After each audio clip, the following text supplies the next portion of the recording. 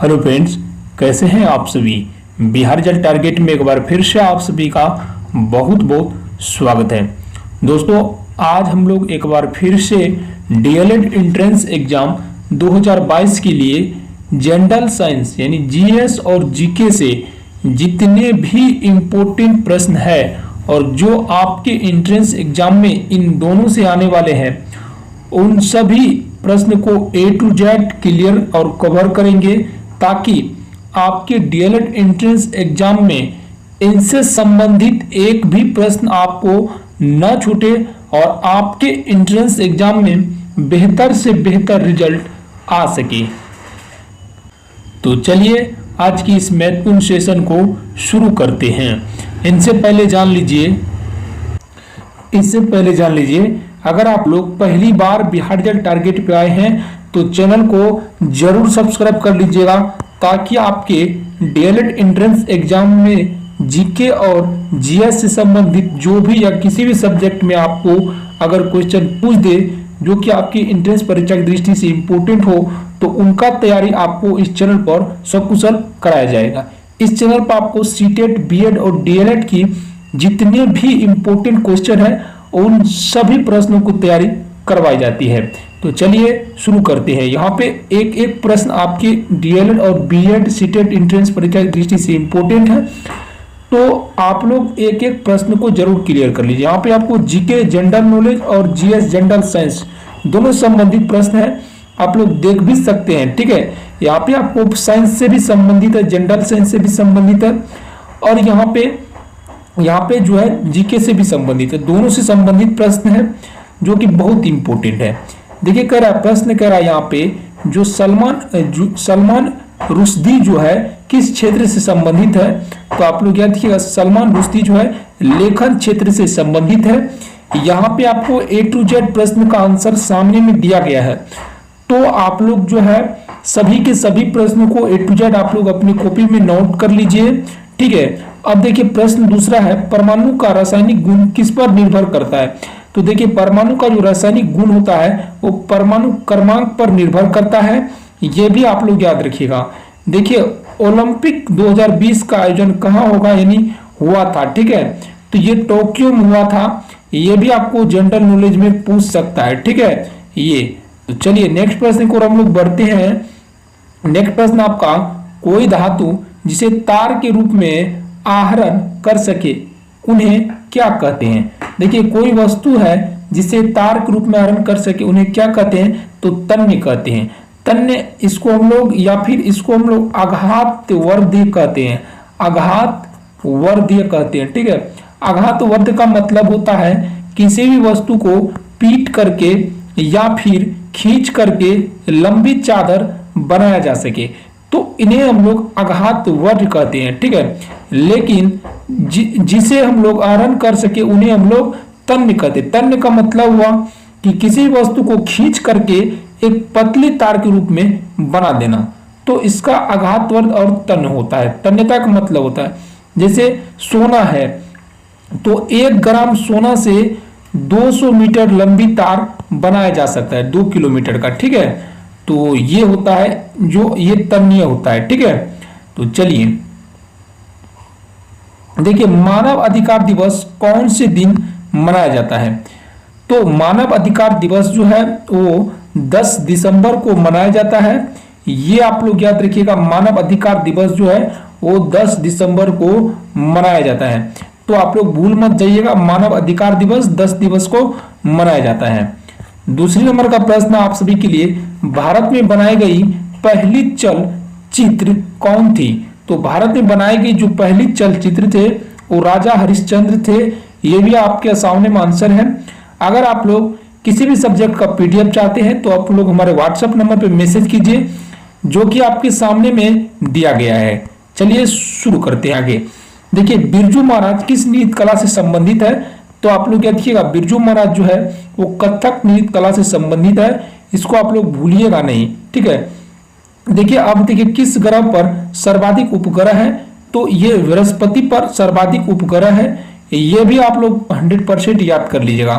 राजेंद्र किसका नाम है, तो ये रडार का नाम राजेंद्र है। ठीक है, देखिए अब नेक्स्ट प्रश्न आप सभी का, भारत द्वारा दीर्घ प्रासी प्रक्षेपास्त्र अग्नि थर्ड का परीक्षण किया गया है, उसका प्रास कितना है। ठीक है, तो ये जो भारत में जो दीर्घकालीन प्रास जो अग्नि मिसाइल इसका जो परीक्षण किया गया है, इसका जो है उसका प्रास कितना है, तो 3500 किलोमीटर है। ठीक है, 3500 किलोमीटर इनका प्रति घंटा का रफ्तार है। ठीक है, देखिए चलिए नेक्स्ट प्रश्न को हम लोग बढ़ते हैं। 2020 का ओलंपिक कहाँ आयोजन किया गया। ठीक है, 2020 में जो ओलंपिक हुआ था कहाँ आयोजन किया गया था, तो ये टोक्यो में आयोजन किया गया था। ये आप लोग जरूर याद रखिएगा। खेल से संबंधित भी एक प्रश्न आ सकते हैं आपके, कोई बड़ी बात नहीं है, एक प्रश्न पूछ सकते हैं। देखिए पवन की गति का कारण है तो दाब प्रबलता है, और देखिए सबसे अधिक जो पवन वाला देश है तो वो डेनमार्क है। ठीक है, डेनमार्क को पवनों का देश कहा जाता है, ये आप लोग दिमाग में एडजस्ट कर लीजिएगा। पर्सी डंडी मार्च कहाँ से प्रारंभ की गई थी, तो ये अहमदाबाद यानी गांधी साबरमती आश्रम से प्रारंभ किया गया था। ठीक है, ये अहमदाबाद गांधी साबरमती आश्रम से प्रारंभ किया गया था। ठीक है, जो डंडी मार्च है यह अहमदाबाद के साबरमती आश्रम से आरंभ किया गया था। ठीक है, पर्ची डंडी मार्च किसने आरंभ किया, तो ये महात्मा गांधी के द्वारा डंडी मार्च निकाला गया था। ठीक है, नमक कानून को भंग करने के लिए, अंग्रेजों के खिलाफ नमक कानून भंग करने के लिए जो नमक पर जो टैक्स लगाया गया था इसको भंग करने के लिए साबरमती आश्रम अहमदाबाद से डंडी मार्च निकाले गए थे गांधी जी के द्वारा। ठीक है, जिसमें भारत के युवा ने बढ़ चढ़ के भाग लिया था। चलिए नेक्स्ट प्रश्न है, कोणार्क मंदिर उड़ीसा का निर्माण किसने किया था, तो कोणार्क मंदिर उड़ीसा का निर्माण नरसिम्हादेव ने किया था। ये याद रखिएगा, इंपॉर्टेंट प्रश्न है, ये ज्यादा से ज्यादा पूछे जाने की चांस है, ये आप लोग याद रखिएगा। कोणार्क मंदिर ये कहाँ है, ये उड़ीसा में है। इसका निर्माण किसने किया था, तो नरसिम्हादेव ने किया था। ये इंपॉर्टेंट प्रश्न है, आपको पूछ सकता है कि कोणार्क मंदिर किस राज्य में है, तो उड़ीसा में है। ठीक है, कोणार्क मंदिर का निर्माण किसने किया था, नरसिम्हादेव ने किया था। ठीक है, दूसरी प्रश्न है, भारत के द्वारा बनाया गया यूएवी का नाम क्या है। ठीक है, यूएवी का नाम यूएवी का नाम, ठीक है, वी इसको हम लोग वी भी बोल सकते, का नाम क्या है, तो इसका नाम निशांत है, आप लोग याद रखिएगा। ठीक है, नेक्स्ट प्रश्न है कि भारत की 5वीं पंचवर्षीय योजना का आरंभ कार्यकाल क्या था, तो 1974 से 1949 है, सॉरी 79 होगा, यहाँ पे 79 है। ठीक है, ये आप लोग याद रखिएगा। ठीक है, इसी तरह से नेक्स्ट प्रश्न को हम लोग बढ़ते हैं। पंचवर्षीय योजना से संबंधित आप लोग प्रश्न याद कर लीजिएगा। पहली पंचवर्षीय योजना 1951 से 1900 जो है 56 को माना गया था। दूसरी पंचवर्षीय योजना 1956 से, ठीक है, 1956 से 1900 कितना हो जाएगा, 56 में आप फिर जो है 5 दे दीजिएगा तो जो 61 हो जाएगा। ठीक है, दूसरी पंचवर्षीय योजना 1961 से, ठीक है, 1966 माना जाएगा। ठीक है, तो इसी तरह से जो है पंचवर्षीय योजना का आरंभ हुआ था।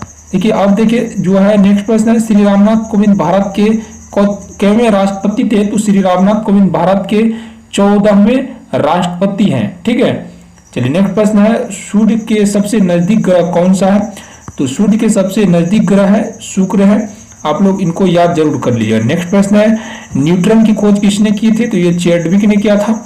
विश्व का सबसे ऊंचा जलप्रपात किस देश में है, तो आप लोग याद रखिए, विश्व का सबसे ऊंचा जलप्रपात जो है वेनेजुएला में है। ठीक है, वेनेजुएला में है, याद रखिएगा। चलिए नेक्स्ट प्रश्न को हम लोग बढ़ते हैं। नेक्स्ट प्रश्न इंपोर्टेंट है, दो निकटतम देशांतरों के बीच के मध्य सर्वाधिक अंतर कहाँ पाया जाता है, तो विषुवत रेखा पे, याद रखिएगा। ठीक है, राज्यसभा के सदस्य का कार्यकाल कितना होता है, तो 6 साल होता है, याद रखिएगा। ठीक है, ये लेकिन इसको जो अस्थाई माना जाता है इसको 5 साल भी माना जाता है, लेकिन 6 साल चलता है। विश्व का सबसे छोटा देश कौन सा है, तो ये वेटिकन पैलेस है, विश्व का सबसे छोटा देश। ठीक है, नारायण कृतिकेयन निम्न में किससे जुड़े हैं, तो कार रेस से, याद रखिएगा, आप लोग पूछ सकता है आपको। देखिए चैंपियंस ट्रॉफी किस खेल से जुड़ा है, ठीक है। चैंपियंस ट्रॉफी किस खेल से जुड़ा है, तो ये हॉकी से जुड़ा है। और देखिए बुल फाइटिंग किस देश का राष्ट्रीय खेल है, तो ये स्पेन का है। ये जीके का सबसे इंपॉर्टेंट प्रश्न है, ये आपको पूछ सकता है। बुल फाइटिंग किस देश का राष्ट्रीय खेल है, तो स्पेन का। भारत में मुख्य न्यायाधीश की नियुक्ति कौन करता है, ये जो इंपॉर्टेंट प्रश्न है, ये तीनों के तीनों इंपॉर्टेंट प्रश्न है, इसलिए आप लोग याद कर लीजिएगा। तो देखिए भारत में मुख्य न्यायाधीश की नियुक्ति जो है राष्ट्रपति करता है। ये इंपॉर्टेंट प्रश्न आपके डीएलएड एंट्रेंस एग्जाम 2022 के लिए, तो इनको भी आप लोग जरूर याद कर लीजिएगा, ठीक है। चलिए, सर्वोत्तम गुण वाला कोयला कौन है, तो ये एंथ्रोसाइट है। सर्वोत्तम गुण वाला कोयला जो है उच्च किस्म का कोयला जो है। भारत के अतिरिक्त इस देश की राजधानी का नाम दिल्ली है। तो ये देखिए दिल्ली, इसको हम लोग दिल्ली बोलते हैं, लेकिन भारत में जो हम लोग बोलते हैं, भारत के हम लोग बोलते हैं दिल्ली बोलते हैं, ठीक है। इसको हम लोग दिल्ली बोलते हैं। तो ये पूर्वी तिमोर की जो राजधानी है वो दिल्ली है, ये याद रखिएगा आप लोग। पूर्वी तिमोर की राजधानी दिल्ली है और इस समय भारत की राजधानी जो है दिल्ली है, और इससे पहले भारत की राजधानी कोलकाता थे, और भारत की वित्तीय राजधानी मुंबई है, ठीक है, याद रखिएगा, ठीक है।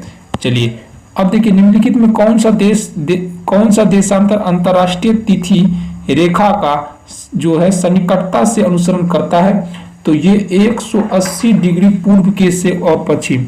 देखिए श्रीहरिकोटा किस राज्य में स्थित है, तो ये आंध्र प्रदेश में स्थित है। तो यहाँ से आपको काफी ज्यादा प्रश्न अभी आपको बता दिए हैं। तो उम्मीद करते हैं आप लोग इन सभी प्रश्नों को याद कर लीजिएगा, और मिलते हैं कल के नेक्स्ट क्लास में, ठीक है दोस्तों। तो आप लोग अगर पहली बार बिहार टारगेट चैनल को जरूर सब्सक्राइब करें। तब तक के लिए जय हिंद, वंदे मातरम।